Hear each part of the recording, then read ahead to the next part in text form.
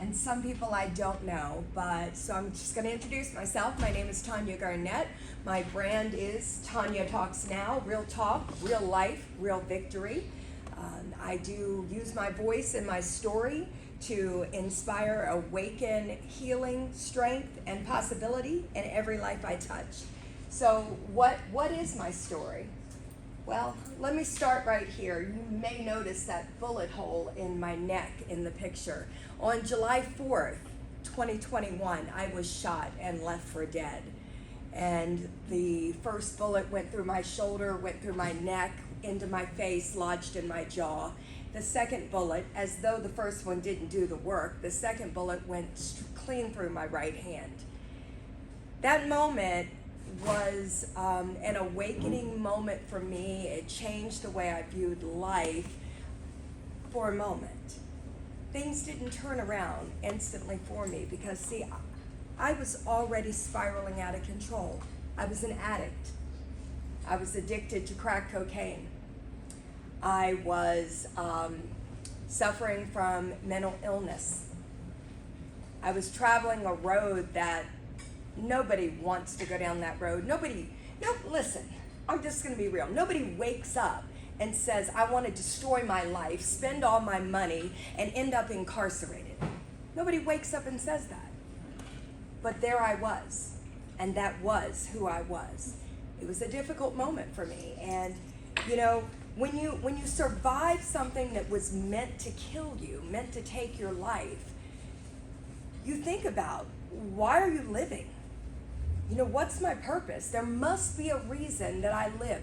Why does one person get shot through the neck and die, and another one gets shot through the neck and live? We don't know. And it's not my place to question life and death. But I did know at that moment, I knew I had a purpose. I just didn't know how to walk it out because I kept running back to the very thing that was destroying my life. And it wasn't until I took an unintentional pause. That's what I've learned to call incarceration. An unintentional pause where I stepped away, didn't plan on it, but I found myself in a 6x9. And in that 6x9, I reached a moment where I surrendered to God. And that moment was what really changed my life. And it's not that God was unknown to me before that. He was known. I was in the church when I was going through a lot of my difficulties. It's that I kept trying to will myself to change. I kept saying, tomorrow will be different. I'll make a different decision. I'm sorry that I'm harming and hurting people, my family especially. Tomorrow will be different. But I couldn't get to tomorrow because I kept being sucked under by this thing called addiction. But when I surrendered to God, another door opened to me. Because see, God, he was there. He met me right in the middle of the mess that I created. He was there. And it opened the door to a program called Fail Safe Era, Courage to Change, inside Rappahannock Regional Jail. That reentry program, it allowed me to examine my choices, not just the traumas and the things that I've been through, from childhood trauma on through rape and on through failures of businesses, loss of homes, all these things that happened to me. I stopped rehearsing those traumas and I started saying, what were the choices that I made, the things that I can hold myself accountable for, the things that would make a difference if I learned how to change them. And I learned to look at the underlying causes and take accountability at the same time. Now, I'm going to share one more thing before I flip the slide. It's that, those that don't know me would be surprised to learn that my life wasn't only what I just described to you. There were many successes before this stage of life. I served my country for 8 years in the United States Army. I traveled internationally. I opened up offices, I helped open up offices in China, Brazil, and India for an international think tank. And let me tell you, if you ever want to be challenged intellectually, then just go work for a think tank with a bunch of PhDs. And then you'll realize that you're not so smart. That challenged me. So, I owned businesses. I had material things that I found out later meant nothing, had no value. Why do I share my journey with addiction, with mental health, with incarceration? Why do I share my successes with the military, with business, with travel, all of these things? It's because those hills and valleys make me uniquely qualified to offer a systematic approach to purpose to those that have been impacted by trauma. Now, 1 month and 4 days after I was shot and left for dead, my 29-year-old daughter was killed in a head-on collision. Now remember, I'm already an addict. My life is spiraling out of control. This is where I couldn't stop. She was my best friend. Let me tell you, this girl would walk in a room and her smile would light up the room. She let people know they were seen. She brought light into the room. She let them know they were valued. Everybody loved Gina. So that was hard. That was a moment that no words can describe.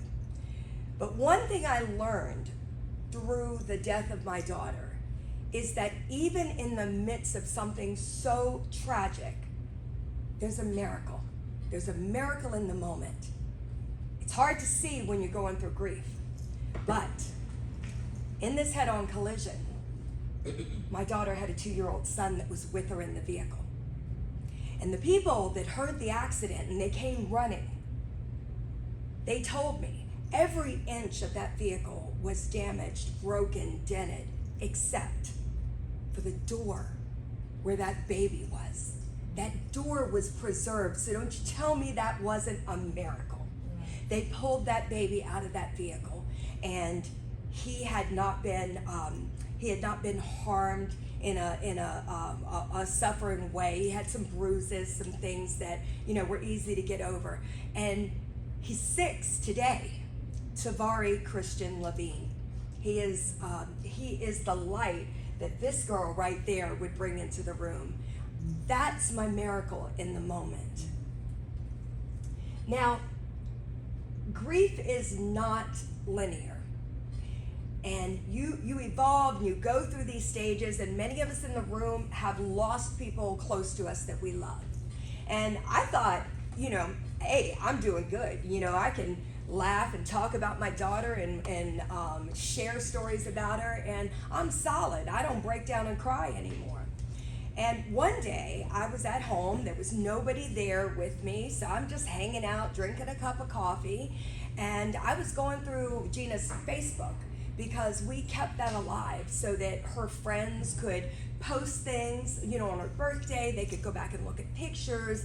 I could go back and look at those things. A memorial, essentially, that still lives on the internet, because we know the internet doesn't die.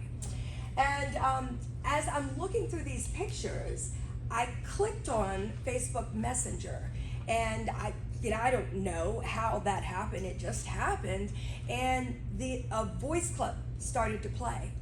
I had forgotten that while my daughter and I used to do things together and have fun, she called me constantly, nonstop. We talked like 20, 30 times a day, but I didn't always answer the phone. So what would happen is she would leave me these voice clips on Facebook Messenger that I would then go back and listen to.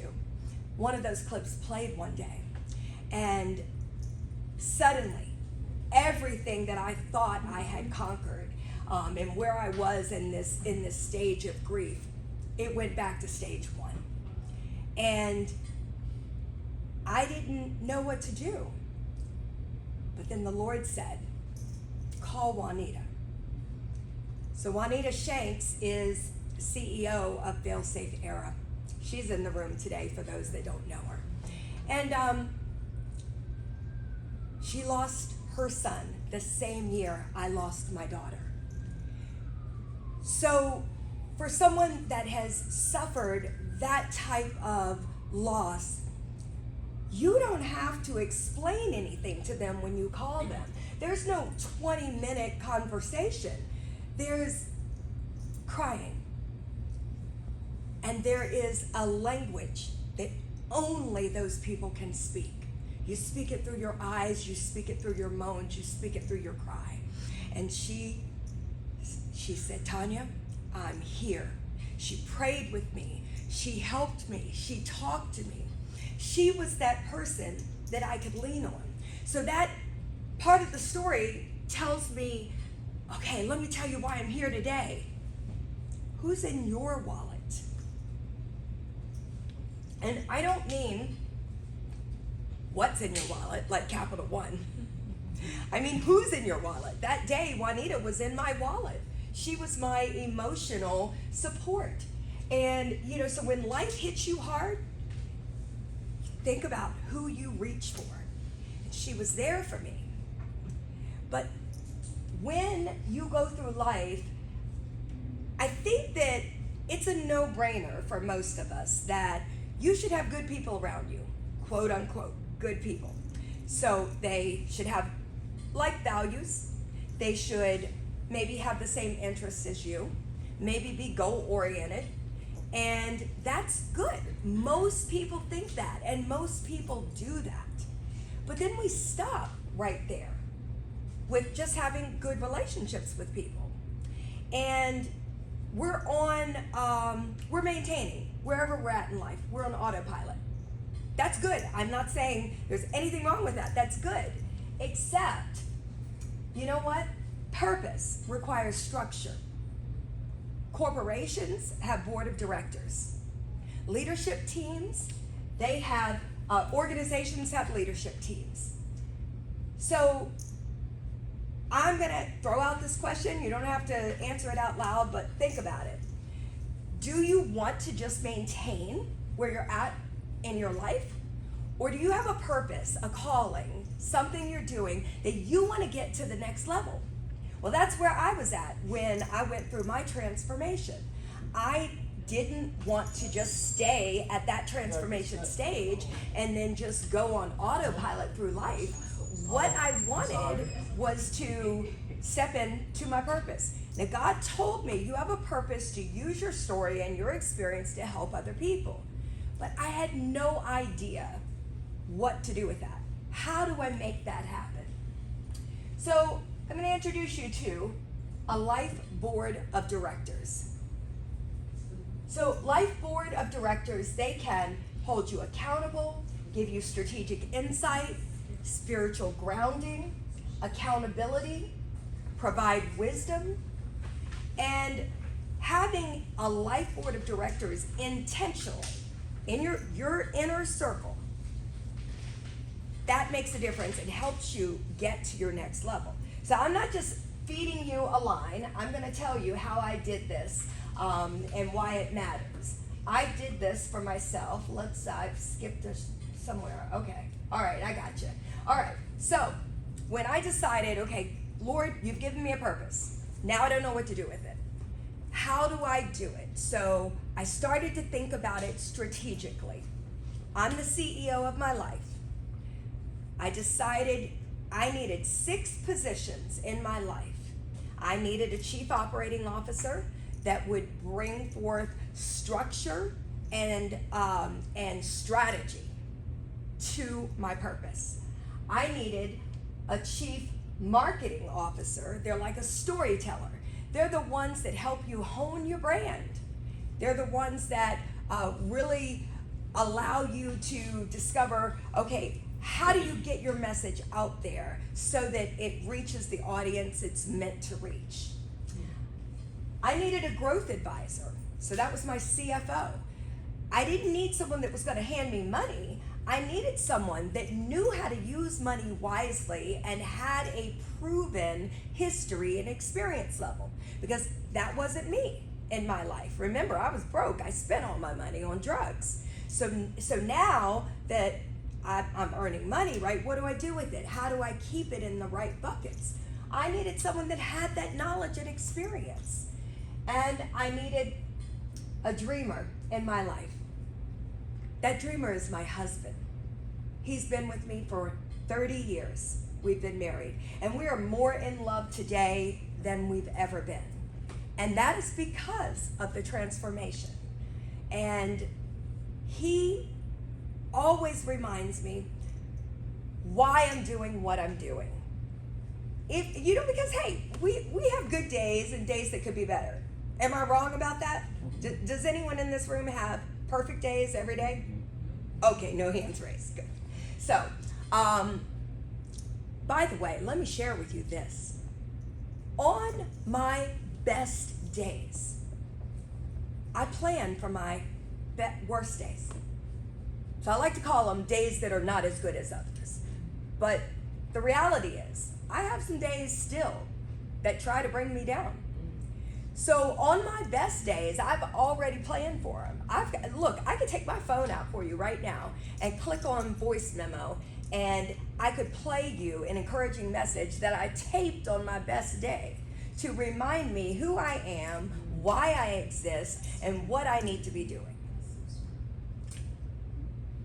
The spiritual counsel, I needed that to keep me grounded in, because my purpose is big. I'm going to do great things. So, if you didn't notice, I said I twice in what I just said. My purpose wasn't given to me by me. I don't own that. And it's not any success I make. I don't own that success. So my spiritual advisor wasn't a minister. I didn't want a minister. I didn't want a preacher. What I wanted was an individual that lives their life with integrity tied to the Word of God. Juanita Shanks is on my board of directors. And so she keeps me grounded. That no matter, it's not Tanya Talks Now, it's God using me as a vessel to give my story for a purpose to impact lives. So remember, I said I had a purpose with my story. Actually, it was then defined. My purpose is to awaken strength, healing, and possibility in every life I touch. It doesn't matter if I go to Walmart, if I go to Royal Farms gas station, if I'm speaking at an event like this, if I'm on the Katie Pavlet show, which I was on TV last week. It doesn't matter where I'm at. I'm meant to impact lives. And so with this strategic board, let me tell you, I told you I'm going to prove to you it works. I've authored my first book. We've got one or two to give away tonight. Enough is enough. I won't be a statistic. And somebody's raising the wrong book, but I know she meant the right book. Here it is. Thank you. She's got it though. And so, this book traces, it started off as a memoir of my journey. But then I realized what it really is. My story is a bridge to your next level. So I walked through these valleys, ups and downs in my life, but then it culminates in a workbook process in that last chapter where if you see yourself anywhere in my story, and I'm gonna say right now, I have yet to meet one individual that has not experienced trauma in their life. I've not met one. And if you're in the room, please introduce yourself to me.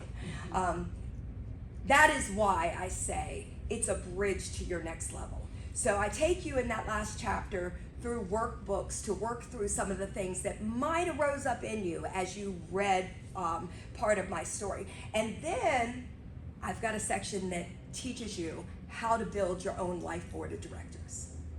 So I said it works. I've authored my first book. I've been on the radio twice now. I have been on News Nation last week. That was more of an unfortunate start, but it was also a platform. I've impacted lives through peer recovery support. So I'm working right now on my certification to be what's called peer recovery specialist. And that's someone that walks alongside others in their journey with no judgment. They can say, hey, I've been there and done that, and I've walked to the other side. Let me hold your hand and be there for you while you do it. I couldn't have done any of these things if I didn't have a board that was strategic. I knew my purpose, but I didn't understand my branding. So when I said what I have to offer you is systematic purpose for those impacted by trauma, that came straight from my chief marketing officer. So that's what I have to say, that this board of directors works. It lets you get you to your next level. And did we pass out the worksheets? Yes. Okay, so the last page in your packet is a blank worksheet for your own board of directors. And you will notice the center circle is for you to write down your purpose. So you can do that, some of that tonight. You don't have to, but that's where you start, is right in the center, understanding your purpose and how you want to use that purpose. What do you want to do? And this could be about the business you have. It could be about the personal relationships you have. It could be working in the ministry. This is done in many different ways. It's just about, why do I exist and where am I going? And then the circles that surround the center circle with your purpose, you start by listing characteristics of people characteristics that you don't have. So what can balance you out to get you to your next level? And that's how you then decide. Sometimes it's not a person that fills those circles. Sometimes it could be a training process. It's not always a person. There are many ways to build a board. So it doesn't have to be as specific as I did with board, because I could tell you that my chief operating officer is Patty Schutte with Be Brilliant Presentations. She travels all over the world as a resultation coach to large, huge corporations. My storyteller, the chief marketing officer, they're at Blue Stallion Solutions, and they offer leadership training to individuals and organizations. And I told you my spiritual counselor, I told you my dreamer. My growth advisor is Sean Baccassini, and multi-millionaire. And he shows people, large companies, how to use tax benefits that they don't even know about. They could get them $20,000 per payroll just by the tax benefits they weren't aware of that are coming in under the big beautiful bill. And so I didn't just pick random people. Number one, I asked God, I prayed and asked him to send the right people. So these are not friends. I did not know these people. I simply prayed for them to be sent my way, and I was strategic about knowing in advance what I needed in my life.